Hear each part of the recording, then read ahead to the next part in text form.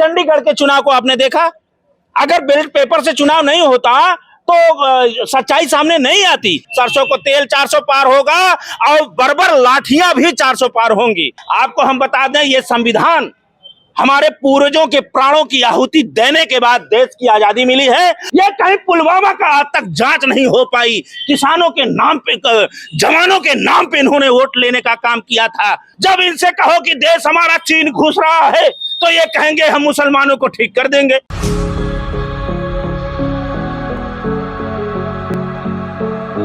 प्रधानमंत्री मोदी जी कांग्रेस पार्टी से 70 साल का हिसाब मांगते थे। अब प्रधानमंत्री मोदी जी जो हैं इलेक्टोरल बॉन्ड का हिसाब किताब नहीं दे पा रहे हो, सुप्रीम कोर्ट को सख्त होना पड़ा है और 2 दिन का जवाब दिया एसबीआई को और कहा है अगर 2 दिन के अंदर अगर आपने इलेक्टोरल बॉन्ड का ब्यौरा जमा नहीं करवाया तो हम आपके ऊपर कोर्ट की अवमानना का मुकदमा चलाएंगे। तो क्या लग रहा है प्रधानमंत्री मोदी जी का दबाव एसबीआई के ऊपर से हटेगा? देखिए, ये दबाव जो हम सर्वप्रथम सुप्रीम कोर्ट एक उम्मीद किसानों, गरीबों, पिछड़ों, अति पिछड़ों की बनी है। इससे यह सिद्ध होता है, जैसे हम लोग बराबर ने कहा ईवीएम हटाओ, संविधान देश बचाओ। आज चुनाव आयोग का सुप्रीमो इस्तीफा दे रहा है, क्यों? ये सिद्ध हो जा रहा है, विश्व में पूरा मैसेज जा रहा है। भारतीय जनता पार्टी का नोटबंदी का सबसे बड़ा भ्रष्टाचार है तो नोटबंदी है, और वही काला धन वो ब्रांड के रूप में है जो आज प्रस्तुत नहीं कर पा रहे हैं। आप राम वाले हो, राम को लाए हो, कृष्ण को लाए हैं, तो ये बॉन्ड का डेट और तारीख क्यों नहीं ला रहे? लाओ, जनता के पास लाओ। लेकिन ये इनकी केवल जुमलेबाजी, गारंटी आ रही है, जुमलेबाजी का धोखा आ रहा है। तो इस तरह से ये सिद्ध हो रहा है कि भारत का लोकतंत्र और संविधान पूरी तरह से खतरे में है। अब भारतीय जनता पार्टी घबराहट में है क्योंकि उसका काला खुलेगा, उसका काला अध्याय शुरू होगा और उत्तर प्रदेश से शुरू होगा, माननीय अखिलेश यादव जी के दबाव से। और हम बधाई देना चाहते हैं जिस तरह से सुप्रीम कोर्ट ने चंडीगढ़ के चुनाव को आपने देखा। अगर बैलेट पेपर से चुनाव नहीं होता तो सच्चाई सामने नहीं आती। इसलिए आज के डेट में हम सुप्रीम कोर्ट के माननीय से निवेदन करते हैं कि ईवीएम हटा करके बैलेट पेपर से चुनाव होना चाहिए। अब आपको सुप्रीम कोर्ट से इतनी उम्मीदें बढ़ गई हैं कि अब आप चाहते हैं कि सुप्रीम कोर्ट ईवीएम के खिलाफ भी फैसला दे? क्यों नहीं दे? लोकतंत्र में हमें मत देने का अधिकार है, उसमें संविधान में इसका अधिकार दिया गया है। जब जनता को इस पे विश्वास नहीं रहा, आप ये बताओ 1 करोड़ में अगर 30 लाख लोग इनको चयनित करते हैं या 40 लाख करते हैं, 60 लाख, तो विपक्ष में 60 लाख जनता चाह रही कि आप ईवीएम से ईवीएम हटाओ, क्यों नहीं हटा रहे? तो ये पूरी तरह से भारतीय जनता पार्टी केवल ईवीएम के सहारे पूरा 400 पार करने की ये जो बात कर रही है। और वास्तव में अगर भारतीय जनता पार्टी आ गई तो डीजल 400 पार होगा, पेट्रोल 400 पार होगा, सरसों को तेल 400 पार होगा और बर्बर लाठियां भी 400 पार होंगी। इसलिए 24 का चुनाव संविधान बचाने का चुनाव है, लोकतंत्र बचाने का चुनाव है। जिस तरह से प्रधानमंत्री मोदी जी देश को विकसित भारत बनाने का संकल्प लिए हुए हैं और आप कह रहे हैं 400 पार पेट्रोल हो जाएगा, 400 पार डीजल हो जाएगा, आप डरा रहे हैं देश की जनता को, गुमराह कर रहे हैं आप, तो आप कहीं देखिए, भारतीय जनता पार्टी के आदरणीय प्रधानमंत्री जी संविधान बदलने का संकल्प लिए हैं, लोकतंत्र खत्म करने का संकल्प लिए हैं, गरीबों को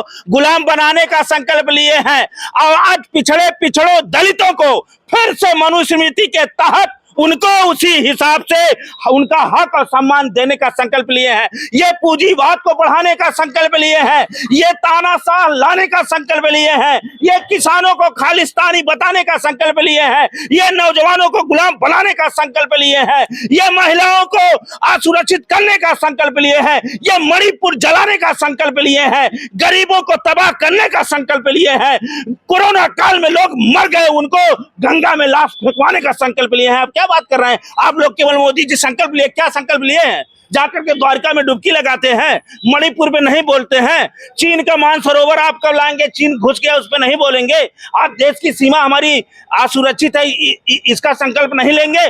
आपको हम बता दें, ये संविधान हमारे पूर्वजों के प्राणों की आहुति देने के बाद देश की आजादी मिली है और संविधान के तहत आज पिछड़े का लड़का, दलित का लड़का, गरीब का लड़का, आप उत्तर प्रदेश में खड़े हो, एक पेपर नहीं करवा पाते हैं। नौजवान अगर अपनी आवाज को उठाने की बात करता है तो उसको बर्बर लाठियां से मारी जाती है, उनको फर्जी मुकदमा लगाया जाता है, उनके घर पे ईडी सीबीआई बुलडोजर चला दे रहे हो। आप एक जात विशेष पे राजनीति करते हो, ये नहीं चलेगा।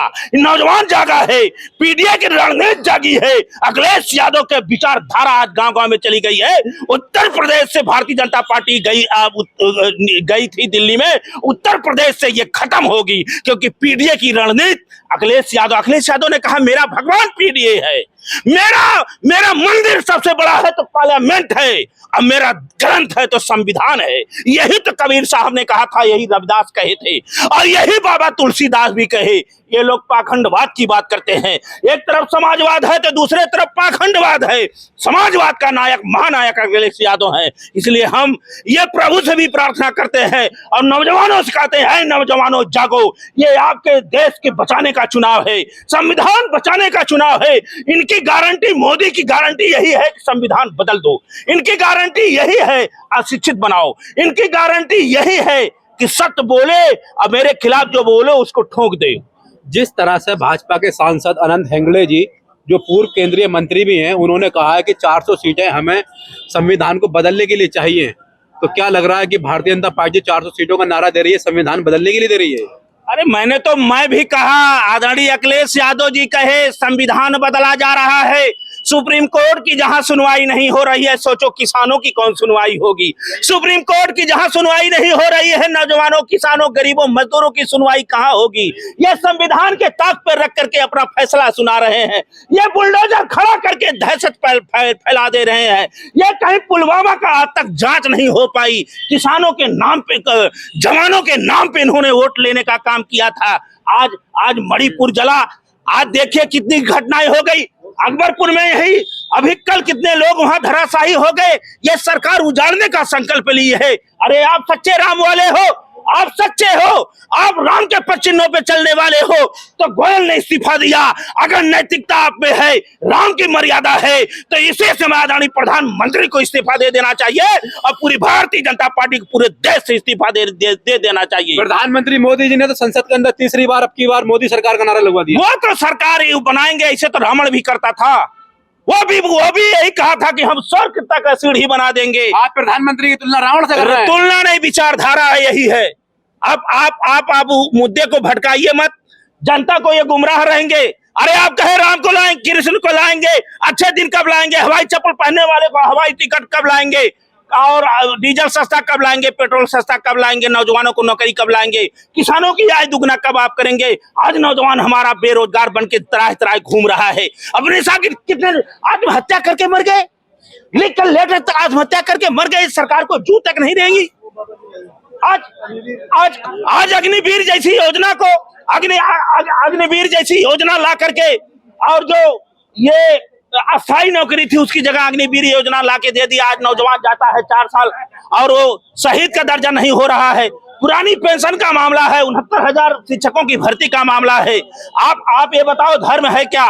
आप धर्म की बात करते हो, जब इनसे नौकरी की बात करो तो कहेंगे राम को लाए हैं, जब इनसे महंगाई की बात करो कृष्ण को लाएंगे, जब इनसे कहो कि देश हमारा चीन घुस रहा है तो ये कहेंगे हम मुसलमानों को ठीक कर देंगे। अरे ये क्या है? अरे तो आप महंगाई की बात कर रहे हैं बार बार, वो कहते हैं कि हिंदुओं को जो है मुफ्त की रेवड़ियां बांट कर सरकार में आ जाते थे। ये अब हिंदू मुफ्त की रेवड़ियां नहीं चाहता है, हिंदू चाहता है शान से जीना। हिंदू शान से नहीं, हिंदू है क्या? बाबा तुलसीदास कहे, नो ये निवृत्त पात्र विश्वासा, निर्मल मन हीर निज दासा। जिसका मन निर्मल होगा वही हिंदू है। ये अंधभक्त भारतीय जनता पार्टी पैदा कर रही है, अंधभक्त पैदा करके हमारे नौजवानों को गुमराह कर रही है। उनके भविष्य से, उनसे उनके एकता अखंडता में एक वायरस पैदा कर रही है, जिससे आने वाला भविष्य बड़ा अंधकार में होगा।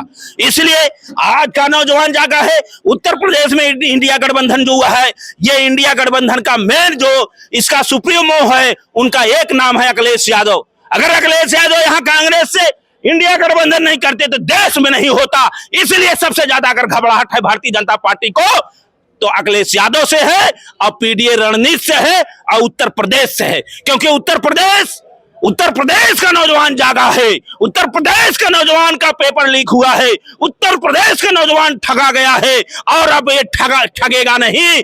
और ये अपने एक एक बूथ एक एक घर में नौजवान युद्ध करके, क्योंकि आंदोलन में नौजवानों को नहीं सुना गया, वो युद्ध करके भारतीय जनता पार्टी के विपक्ष में वोट करेगा और इंडिया गठबंधन को वोट दे करके जिताने का काम करेगा। जिस तरह से भारतीय जनता पार्टी 400 सीटों का नारा दे रही है, आपको क्या लगता है कि जिस तरह से आप कह रहे हैं कि भारतीय जनता पार्टी का नारा, वही नारा इंडिया गठबंधन की कितनी सीटें लग रही है आपको देश में? आपको अगर ईवीएम सुप्रीम कोर्ट आयोग खत्म कर दे तो भारतीय जनता पार्टी 40 सीट पूरे देश में नहीं आएगी। अरे ईवीएम सब चुनाव होंगे, फिर भी आपको कितनी सीटें लग रही हैं? मैं ये कह रहा हूं उत्तर प्रदेश में वो दहाई नहीं पार करेंगे आज के डेट में, निष्पक्ष चुनाव हो जाए। ईवीएम हट जाना चाहिए। ईवीएम से अगर करवाए और निष्पक्ष चुनाव आयोग करवा दे तो 10 सीट नहीं उत्तर प्रदेश में आज के डेट में मालिक। आप बताओ उत्तर प्रदेश में देश में भारतीय जनता पार्टी के प्रत्याशी घोषित कर रहे हैं, उन्होंने टिकट वापस करने का काम कर दिया। अरे ये गौतम गंभीर से लेकर के पवन सिंह जो सुपरस्टार अपने हैं वो छोड़ के भाग रहे हैं, क्यों? डर है क्योंकि सबसे बड़ा भ्रष्टाचार, सबसे बड़ा संविधान पे घात, नौजवानों के साथ धोखा, किसानों के साथ धोखा और गरीबों के साथ धोखा। आज गरीबी जाके देखो, इन्होंने 15 लाख करोड़ रुपया अमीरों का माफ किया, फिर इन्होंने उनको लोन दे दिया, खजाना खाली कर दिया, गरीबों के ऊपर महंगाई थोप दी है। आज दीपावली जलाने के लिए तेल नहीं है।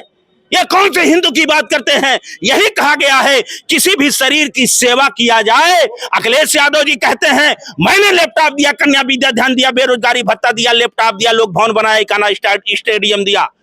ऐ नौजवानों मुझे वोट दो, मैं संविधान मेरा पीडीए भगवान है। और यही तो कबीर साहब कहे थे कि पाथर पूजे हर मिले तो मैं पूजू पहाड़, इससे भली है चाकिया की पीस खाए संसार। जब तक पेट नहीं भरेगा तब तक कोई धर्म नहीं होगा। आने वाला समय में अखिलेश जी के नेतृत्व में उत्तर प्रदेश से पूरा सफाया होगा और हम चाहते हैं अखिलेश यादव जी आजमगढ़ से लड़ेंगे, पर्चा भरेंगे, देश की सबसे बड़ी जीत होगी तो आजमगढ़ की होगी।